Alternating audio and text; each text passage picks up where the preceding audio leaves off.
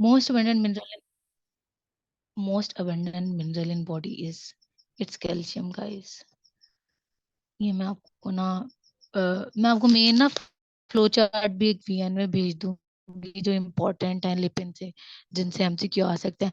और अगर आपने लिपिन नहीं भी करनी ना, तो एटलीस्ट ना उसके एक्सरसाइज के एमसीक्यू कर लेना। हर चैप्टर के पास 10 एमसीक्यू है, क्योंकि आपके पास पेपर में लिपिन का एक एग्जैक्ट दिया हुआ है, समझ रहे हो ना, तो आ सकता है। तो चैप्टर वाइज 10 साथ साथ बस एमसीक्यू करते जाना। Parathyroid hormone increases calcium serum level. Wilson disease is related to, अच्छा ये तो आप लोगों ने किए हुए हैं ना विल्सन डिजीज वगैरह, या नहीं किए? मुझे बता दो ताकि मुझे आइडिया हो जी सही। मैम, ये किए ये हुए हैं। ये 5 में है। ये है, चलो यस। मैं चलो सही है, टेस्ट हो गया।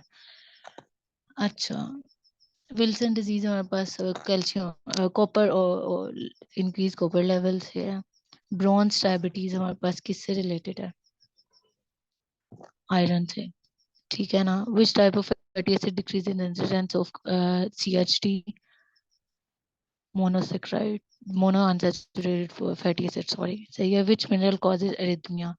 अच्छा मैं आपको इसमें बताती हूँ, ये भी आपने याद रखना है, हमसे क्यों आता है। जो एरिथमिया बस पोटेशियम करवाता है, क्यों? रट्टा लगाने की जरूरत नहीं है। जैसा आपको आपने वो एक्शन पोटेंशियल तो मेन पढ़ा है ना, तो पोटेशियम जो है वो हाइपरपोलराइजेशन कराता है आपके हार्ट में, ठीक है। तो जब पोटेशियम अब ज्यादा या पोटेशियम का लेवल ज्यादा हो जाए तो, या कम हो जाए तो जो आपकी जो हाइपरपोलराइजेशन वाली फेज होती है ना, वो या तो प्रोलोंग हो जाएगी या डिक्रीज हो जाएगी depending on the level of potassium in your body.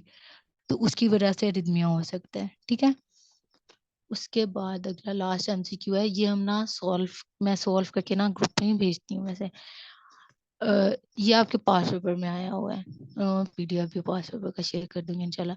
A 70 kg man is consuming a daily average of 275 gram of carbohydrates, 75 grams of protein, 65 grams of fats. Which one of the following conclusions can reasonably be drawn?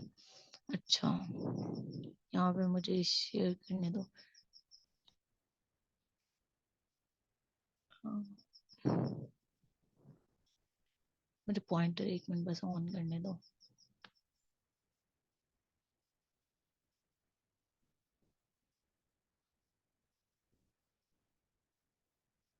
Okay, अच्छा इसे calculate करने का ना बहुत आसान तरीका है।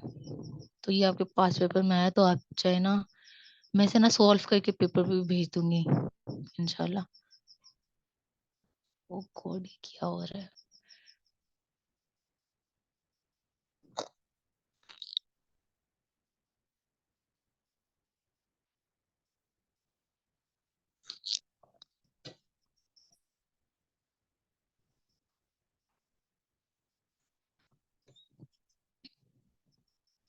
अच्छा ये देखो जरा, यहाँ पे उन्होंने ये दिया हुआ ना 275 ग्राम ऑफ कार्बोहाइड्रेट्स। आपको जब भी वो ग्राम में इन्होंने दिए होंगे ना, फैट्स, प्रोटीन्स और कार्बोहाइड्रेट्स, तो इसकी आपने उन्होंने किलो कैलोरी में से कैसे कन्वर्ट करना है। 1 ग्राम में हमने पढ़ा था कितने वो होते हैं किलो कैलोरी ऑफ फैट, कितने प्रोड्यूस करता है 4। तो आपने ना 275 को मल्टीप्लाई कर देना है बाय 4, सही है। इस वाले को आपने 4 से मल्टीप्लाई कर देना है। और 1 ग्राम प्रोटीन कितने वो बनाती है? 4 किलो कैलोरीज, 4। 4.2। तो आपने, हाँ, तो हमने 75 को, इस 75 को भी 4 से मल्टीप्लाई कर देना है। और फैट्स कितने बनाती है? 9। 9.1। इसे हमने, हाँ इसे हमने 9 से मल्टीप्लाई कर देना है। तो जो तीनों वैल्यूज आपके पास आ जाएंगी ना, उनको हमने प्लस कर देना है, सही है। इसे मैं ना पेपर पे भी सॉल्व करके भेज दूंगी। और इसे मैंने यहाँ पे कैलकुलेट किया भी हुआ था। तो इससे जब मैं करती हूँ ना, लिपिन खोल लेते हैं यहाँ पे, लिपिन पे एग्जैक्ट दिया हुआ है।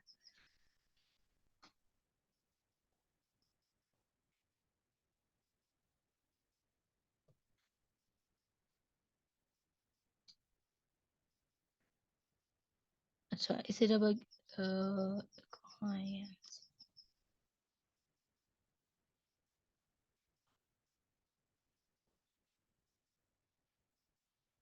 ये एडिशन चेंज है, ये रहा। अच्छा, इसे जब ये देखो, इसे जब एग्जैक्ट कैलकुलेट करते हैं ना, ये सारे आप वैल्यूज कर दो, तो हमारे पास 1785 जो किलो कैलोरी पर डे आ रही है ना। तो ये जो हमारे पास डी ऑप्शन है ना, ये तो नहीं होगा 300। इन्होंने कहा ना the total energy intake per day is 300, 3000 sorry kilo calorie, वो तो 1985 आ रही है। उसके बाद परसेंटेज निकालने के लिए जो उन्होंने पहले ऑप्शन में, ए ऑप्शन में दिया ना 20% इसका फैट्स बना रही, इस डाइट में फैट्स का पार्ट है। तो परसेंटेज निकालने के लिए क्या करना है, जो आपकी टोटल कैलोरीज आई है ना, इनको आपने, ये जो आपने मल्टीप्लाई किया ना, जैसा कार्बोहाइड्रेट की परसेंटेज करने के लिए क्या आपने करना है, ये जो कार्बोहाइड्रेट को 275 को 4 से मल्टीप्लाई करके वैल्यू आई है ना 1100, ये कार्बोहाइड्रेट्स को, इसको आपने डिवाइड कर देना है, तो आपकी टोटल किलो कैलोरीज आई है उनसे। तो वो क्या बन रहा है हमारे पास 55%। सही है। और इसी तरह प्रोटीन का हम निकालोगे वो 15% आ रहा है, फैट्स का निकालोगे वो 30% फैट बन रही है।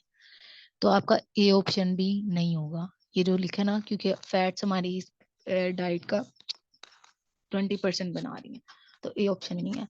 The diet contains a sufficient amount of fibre, fibre calculate करने के लिए उन्होंने में प्रॉपर वो दिया ही नहीं हुई बाकी इसकी न्यूमेरिकल वैल्यू। सही है, ना ही आपको आएंगे फाइबर कैलकुलेट करना। उसके बाद individual is, this individual is in nitrogen balance, nitrogen balance भी आपके सिलेबस में नहीं है फॉर्मूला, और इस डाटा से वैसे भी कैलकुलेट नहीं हो सकता, ये डाटा इसके लिए सफिशिएंट है। तो last option is D, proportion of carbohydrates, protein and fat in the diet conform to current recommendations। सही है, तो इसका डी ऑप्शन है आंसर। ये अब आपके पास एग्जैक्ट क्वेश्चन है, और बाकी मुस्कान रिकॉर्डिंग रोक दो।